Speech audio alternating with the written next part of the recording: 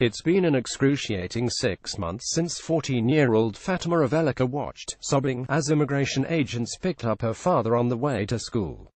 Fatima's father, Romulo Avelica Gonzalez, who immigrated illegally from Mexico in the 1990s, had driven Fatima and her 12-year-old sister, Yuleni, to school in Los Angeles every morning for years, despite a deportation order hanging over his head. But a month after Donald Trump took office and promptly called for ramped-up immigration arrests, U.S. Immigration and Customs Enforcement agents pulled over the family's car. The wrenching video of the arrest that Fatima took from the backseat went viral, capturing a moment that would come to symbolize the anguish of schoolchildren who have seen their families torn apart by aggressive immigration enforcement, and others who worry the families could be next. Fatima Avelica shot this video when her undocumented father, Romulo Avelica Gonzalez, was arrested in Los Angeles while driving her to school. For many of the estimated 1 million undocumented children in the U.S., and the roughly 4.5 million young people born here, like Fatima and Yuleni, who have at least one undocumented parent, anxiety travels with them from home to school, creating a climate of fear where learning is disrupted and classrooms are destabilized. Fatima Avelica, who filmed the arrest of her father, photographed Frederick J. Brown Knapp Getty Images. As Trump tightens immigration enforcement, education officials across the country are launching a national resistance movement, declaring the school sanctuaries from Trump's immigration policies. Superintendents and school board members from districts as diverse as Miami, Milwaukee, Portland, Oregon, Chicago, New York City, and Des Moines have created or revised sanctuary school resolutions, vowing to shield students' personal data from immigration authorities and block federal agents' access to school property unless they present a warrant. California, where about 250,000 undocumented children are enrolled in public schools and 750,000 have at least one undocumented parent, is at the forefront of the movement. Statewide, about 60 schools and county education offices have adopted resolutions that safeguard undocumented students. Lawmakers are also debating a sanctuary state bill that, in part, takes aim at potential data mining that could use students' personal information to uncover their immigration status. It's not that the public school necessarily has a file that says, these kids are undocumented and these kids aren't undocumented, said Adam Schwartz, an attorney at the Electronic Frontier Foundation, a non-profit group that fights for online privacy. Rather, schools collect all kinds of personal information about students, including addresses and languages spoken at home. One database by itself might not tell you anything, he said, but when you sew it all together, when this mosaic comes together, a motivated party could use this to begin to identify who undocumented immigrants are. All children living in America have the legal right to attend public schools, regardless of their immigration status, due to a 1982 Supreme Court decision. And since 2011, ICE has maintained a policy of avoiding enforcement activities at schools.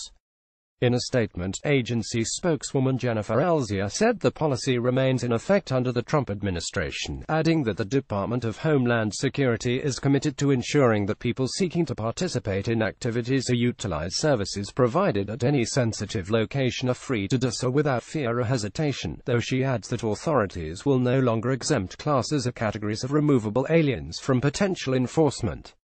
Still, many immigrant families worry enrollment in school could create data and paper trails that expose them to enforcement action. And Trump's executive orders on immigration encourage collaboration between federal and local authorities, triggering concern that local police officers stationed inside schools might share information with federal immigration agents. In the first 100 days after Trump signed executive orders ramping up immigration enforcement, federal agents arrested more than 41,000 people for civil immigration offenses, a 38% increase over the same period in 2016. His proposed 2018 budget, which faces an uphill battle in Congress, calls for the hiring of an additional 1,500 immigration agents at a cost of $300 million and earmarks $1.5 billion for expanding detention and deportation efforts. On the 2nd of August, Trump announced a proposal that would halve the number of legal immigrants admitted to the country over the next decade. Marcelo Olmos, development director at Academia Avance Charter School in Los Angeles, California, looks over forms filled out during a parent engagement session last spring. Photograph Frederick J. Brown App Getty Images. The heightened enforcement has brought heightened anxiety. After the election, some schools saw marked drops in attendance as immigrant parents, afraid of exposing their children to the authorities, kept them home. Schools in Las Cruces, New Mexico, saw a 60% spike in absences following a local immigration raid in February.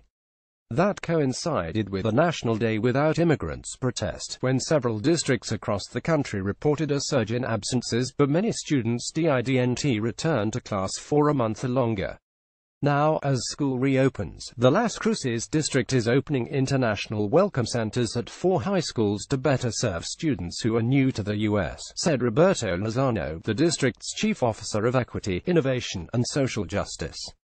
Some sanctuary school policies are symbolic actions to show families schools are on the side and educate them about the rights.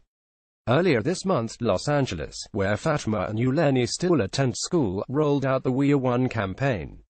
Online resources offer students and their families a list of local immigration attorneys and advice should they encounter federal authorities. They also recommend creating a family preparedness plan and designating a trusted adult to care for child if an emergency arises.